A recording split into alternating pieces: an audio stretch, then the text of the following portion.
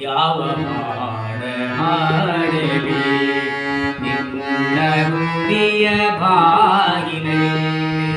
ಯಾವ ಹಾಡ ಹಾಡಲಿ ನಿನ್ನ ಚರಣ ಕಮಲಗಳಿಗೆ ನಿನ್ನ ಚರಣ ಕಮಲಗಳಿಗೆ ಯಾವ ರಾಗ ನುಡಿಸಲಿ ನಿನ್ನ ಗುಡಿಯ ಬಾಗಿಲಲ್ಲಿ ಯಾವ ಹಾಡಲಿ